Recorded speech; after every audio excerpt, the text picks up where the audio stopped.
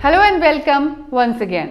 Boycott ये एक ऐसा वर्ड है जिसे हम सब ने सुना है। इसका मतलब है शांतिपूर्ण तरीके से बहिष्कार करना। बहिष्कार करने की वजह कुछ भी हो सकती है, पर इसका मतलब एक ही है, नॉन कोऑपरेशन। हम जब भी इस वर्ड का यूज करते हैं या इसका नाम लेते हैं तो दरअसल हम किसी इंसान का नाम ले रहे हैं। ऐसा ही कुछ होता है सैंडविच और डीजल जैसे वर्ड्स के साथ। वही डीजल जिसे हम अपनी गाड़ियां चलाने के लिए यूज करते हैं, और सैंडविच वही सैंडविच जो ब्रेड से बना होता है। दरअसल भाषा सिर्फ चार दीवारी में नहीं बनती। ये लिंग्विस्ट स्पेशलिस्ट यानी भाषा विशेषज्ञ किसी वर्ड को इन्वेंट नहीं करते, बल्कि सोशल कॉन्फ्लिक्ट और हम इंसानों की बदलती फितरत कई लफ्जों को पैदा करती है। जैसे बॉयकॉट, सैंडविच, डीजल, इन वर्ड्स के ग्लोबल टर्म बनने के पीछे इंटरेस्टिंग स्टोरीज है।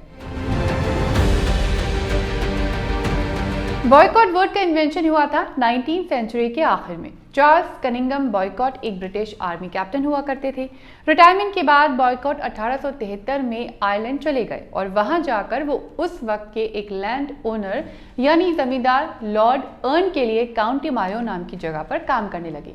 वो एक लैंड एजेंट बन गए। अब लॉर्ड अर्न एक ऐसे जमींदार थे जो अपने टेनेंट्स यानी किसानों से जबरदस्ती मनमाना किराया लेते थे, और टेनेंट्स वो लोग थे जो जमींदारों से जमीन लेकर खेती करते और बदले में उस जमीन का रेंट देते थे। अर्न एक बड़े जमींदार थे और अलग अलग जगह उनकी कई जमीनें थी, जिसमें से एक जगह बॉयकॉट उनके लिए लैंड एजेंट का काम कर रहे थे, यानी वो किसानों से पैसा वसूल कर जमींदार को देते थे। बॉयकॉट एक सख्त लैंड एजेंट थे जो किसानों को कोई रियायत नहीं देते थे। अगर कोई टेनेंट किसी वजह से किराया नहीं दे पाता तो बॉयकॉट उससे जमीन छीन लेते और भारी जुर्माना भी लगाते।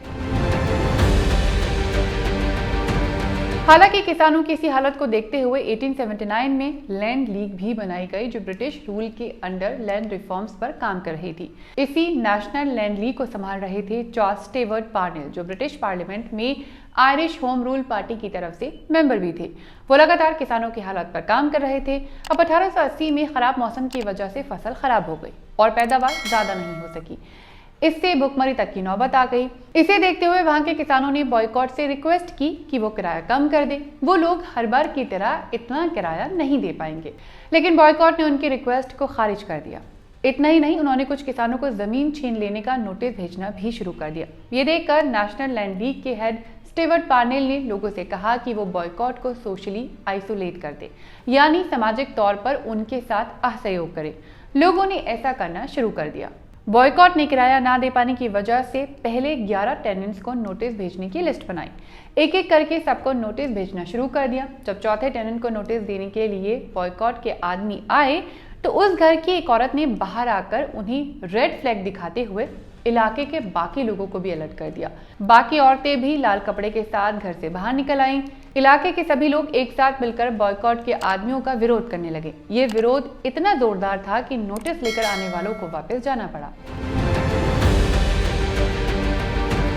अब नेशनल लैंड लीग की लीडरशिप में उस जगह के लोगों ने बॉयकॉट को चैलेंज करने का मन बना लिया और उनका बहिष्कार करना शुरू कर दिया, यानी शांतिपूर्ण तरीके से सहयोग ना करना। जैसे वहां के जो लोकल किसान या मजदूर थे, उन्होंने बॉयकॉट के खेतों में काम करने से मना कर दिया। दुकानदारों ने बॉयकॉट को सामान बेचने से इनकार कर दिया। इलाके का कोई भी इंसान बॉयकॉट का कोई काम नहीं करता था। लुहार बॉयकॉट के घोड़ों में नाल नहीं लगाते थे, कोई धोबी उनके कपड़े नहीं धो रहा था, यहाँ तक कि पोस्टमैन भी उनका कोई लेटर डिलीवर नहीं करता था। इतना ही नहीं, उनकी कार चलाने के लिए भी कोई ड्राइवर नहीं था। बॉयकॉट को महसूस हो रहा था कि उनके खिलाफ कोई हिंसा नहीं हो रही है, कोई लड़ाई नहीं हो रही है, लेकिन इलाके के लोग खामोशी के साथ बॉयकॉट के लिए एंजाइटी बनते जा रहे थे। बॉयकॉट को अपनी फसल कटवाने के लिए दूसरी जगह से मजदूर बुलाकर आर्मी की मौजूदगी में काम करवाना पड़ा। इस सामाजिक बहिष्कार से उन्हें काफी नुकसान झेलना पड़ा। इससे तंग आकर बॉयकॉट ने द लंदन टाइम्स को एक लेटर लिखा। लेटर में उन्होंने न्यूज़पेपर को लिखा कि उनके साथ जो सिचुएशन हो रही है शायद वो उनके रीडर्स के लिए बेहद इंटरेस्टिंग होगी। उन्होंने अपनी सारी सिचुएशन लेटर में एक्सप्लेन कर दी। अब चार्ल्स बॉयकॉट ने सोचा कि लंदन की पावरफुल मीडिया को अगर वो सिचुएशन के बारे में बताएंगे तो उन्हें कुछ मदद मिलेगी। मदद मिली भी, क्योंकि उनके खेतों की फसल काटने के लिए मजदूर भेजे गए। लेकिन साथ ही बॉयकॉट के अगेंस्ट ये कैंपेन लंदन में एक बड़ा इशू बन गया। काउंटी मायो के लोगों ने भी बॉयकॉट के खिलाफ अपना बहिष्कार नहीं रोका और आखिरकार उन्हें वो जगह छोड़नी पड़ी। जिसके बाद बॉयकॉट का मतलब बन गया शांतिपूर्ण तरीके से बहिष्कार करना, और अब पूरी दुनिया को किसी तानाशाह को गद्दी से उतारने के लिए एक नया रास्ता मिल गया था। आयरलैंड में ब्रिटेन के खिलाफ ये अब तक की सबसे बड़ी नॉन वायलेंट टैक्टिक थी, जिसके बाद दुनिया भर में ब्रिटेन के खिलाफ ये टैक्टिक इस्तेमाल की गई।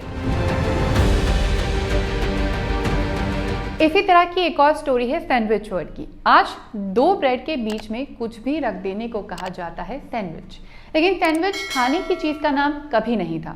इस वर्ड की कहानी शुरू होती है 18वीं सेंचुरी से। इस दौर में इंग्लैंड के एक पॉलिटिशियन हुआ करते थे, जॉन मॉन्टेग्यू। जॉन को 4th अर्ल ऑफ सैंडविच भी कहा जाता था। दरअसल सैंडविच एक जगह का नाम था और अर्ल एक नोबल टाइटल। अब जॉन सैंडविच जगह से बिलोंग करते थे और वो उस जगह के एक हाई रैंकिंग पर्सन थे, इसीलिए किंग चार्ल्स सेकंड ने जॉन को टाइटल दिया अर्ल ऑफ सैंडविच का, यानी उस जगह के हाई रैंकिंग नोबल पर्सन का। जॉन एक पॉलिटिशियन तो थे ही, लेकिन उन्हें जुआ खेलने की भी लत थी। जुए के खेल में डूबे रहने के लिए वो काफी फेमस थे। वो जुए में इतने डूबे थे कि किसी भी तरह की डिस्टर्बेंस उन्हें पसंद नहीं थी। यहाँ तक कि वो खेलते वक्त खाने के लिए भी टेबल से उठना पसंद नहीं करते थे कि कहीं उनका खेल ना छूट जाए। इसलिए वो कुछ ऐसा खाना चाहते थे जिससे ना तो उन्हें खाना खाने में कोई मेहनत करनी पड़े, ना ही हाथ धोने के लिए उठना पड़े, और जुए का खेल भी लगातार खेलते रहे। इसलिए उन्होंने एक बार अपने नौकर से कहा कि वो उन्हें ब्रेड के 2 स्लाइसेस के बीच में मीट रख कर दे दे, ताकि वो बिना रुकावट के एक हाथ से जुआ खेल सकें और दूसरे हाथ से खाना खा सकें।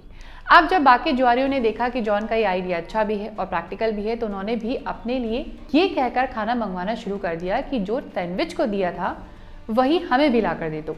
यहीं से ब्रेड के बीच में किसी भी चीज को रखकर खाना फेमस हो गया सैंडविच के नाम से। इसी तरह डीजल वर्ड कन्वेंशन हुआ। एक जर्मन इन्वेंटर और मैकेनिकल इंजीनियर थे रुडोल्फ डीजल। 19वीं सेंचुरी के आखिर में डीजल ने एक इंजन तैयार किया जो पेट्रोल इंजन से अलग कंप्रेशन इग्निशन का यूज करता था, यानी इसमें कोई स्पार्क प्लग नहीं था। यह इंजन पेट्रोल इंजन के मुकाबले काफी स्ट्रॉन्ग था, ज्यादा फ्यूल एफिशिएंट और हैवी मशीनरी के लिए सुटेबल था। बाद में इस इंजन में जो फ्यूल यूज होता था उसका नाम रुडोल्फ डीजल के नाम पे डीजल ही रख दिया गया। इस तरह डीजल वर्ड का इन्वेंशन हुआ। अब एक वर्ड है लिंचिंग वर्ड।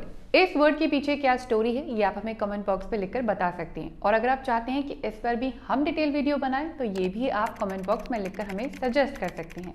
अगर ये वीडियो पसंद आए तो इसे लाइक करिए, शेयर करिए और हमें सपोर्ट करने के लिए ज्वाइन बटन भी प्रेस करिए, क्योंकि आपका सपोर्ट हमारा कॉन्फिडेंस है।